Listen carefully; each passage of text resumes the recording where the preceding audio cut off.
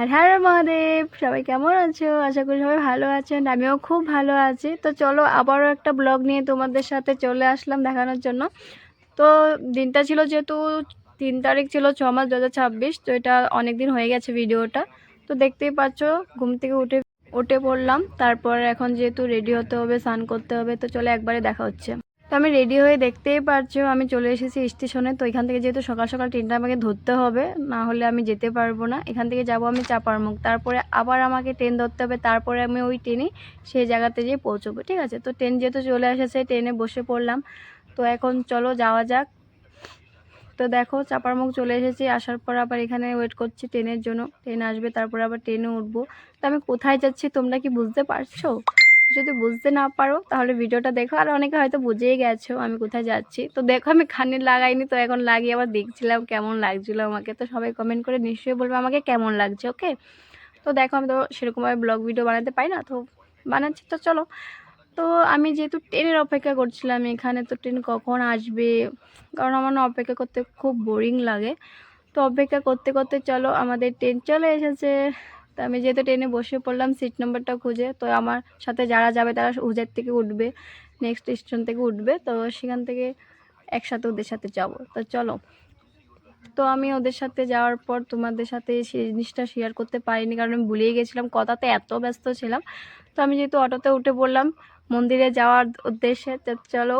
আর কি বলবো, এত ভালো লাগছিল মন্দিরে, যেহেতু ফার্স্ট টাইম আমি যাচ্ছি। অ্যান্ড তোমরাও কারা কারা দেওপানি মন্দিরে গিয়েছো বলেই ফেললাম, তাই না? দেওপানি মন্দিরে গিয়েছো তো আমাকে অবশ্যই কমেন্ট করে বলবে, ঠিক আছে? তো দেখো ফাইনালি কিন্তু আমরা মন্দিরে পৌঁছে গেছি।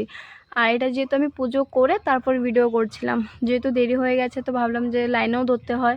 তো পুজো করে ভিডিওটা ধরলাম, আর ভিতরে যেহেতু ভিডিও করতে দেয় না। তো এখানে চলে এসেছিলাম আমরা কাসিম দেখার জন্য। তো এখানে দেখো অনেক বড় বড় মাছ ছিল, কাসিম ছিল। তো ওরা পাড়ে উঠছিল আবার ডুবে যাচ্ছিলো। আমি ক্যামেরাটা অন করলাম আর ওরা ডুবে যাচ্ছে, অফ করে দিলাম আবার উপরে আসছিলো। তো এরকম করে অনেকটা ধরে রাখতে হলো। তো তোমরা কে কে মন্দিরে গিয়েছো অবশ্যই কমেন্ট করে বলবে। আর আমার ভিডিও তোমাদের কেমন লাগে তোমরা কিন্তু আমাকে জানাবে। তোমরা যদি আমার ভিডিওটাকে ভালোবাসা দাও, তোমাদের ভালো লাগে, তাহলে কিন্তু আমি আরও ব্লগ ভিডিও পোস্ট করব, এমনকি ঘুরতেও যেতে পারবো, তাই না? তাহলে তো তোমাদের সাথে শেয়ার করতে পারবো। তো চলো দেখতে থাকো। কাসিম কে কে দেখেছো বলবে তো। আর ওটা কী ছিল, এটা কাসিম ছিল না মাছ লোক? নিশ্চয়ই বলবে কমেন্ট করে, ঠিক আছে? তো জলটা খুব নোংরা ছিল, কারণ আমি শুনলাম এটা না খুব পুরনো দিনের, মানে মন্দিরটা যখন হয়েছিল তখনের আই থিঙ্ক হবে, খুব পুরনো ছিল। তো তার জন্য জলটা খুব নোংরা, যেহেতু জলটা অন্য কোথাও যেতে পারে না, এক জায়গাতে থাকতে হয়। কেমন লাগছে বলো দেখে তোমাদেরকে? আমার তো খুব ভালো লাগছে, কি বলবো। আর জানো তো তখন আমার এত জল পিয়াসা পেয়েছিল, কারণ আমি সকাল থেকে কিচ্ছু খাইনি, পুরো উপর ছিলাম পুজো দিব বলে। আর আমি বারবার বলছিলাম যে আমাকে কেউ জল খাওয়াও, জল খাওয়াও, জল খাওয়াও, চিল্লাচ্ছিলাম। তো দেখো একটা উপরে উঠেছিল, দেখতে পাচ্ছ? এটা কিন্তু মাছ হবে। আর সবাই বলছিল কাসিম, তো তোমরাই বলবে এটা কি, ঠিক আছে?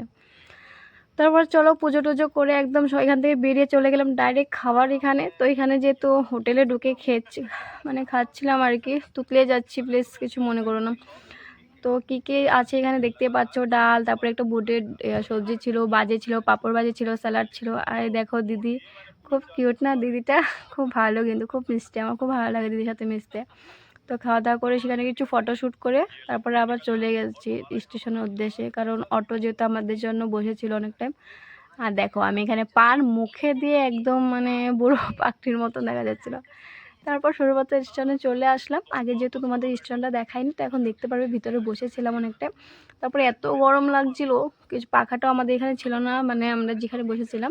তারপরে বাইরে এসে বসলাম।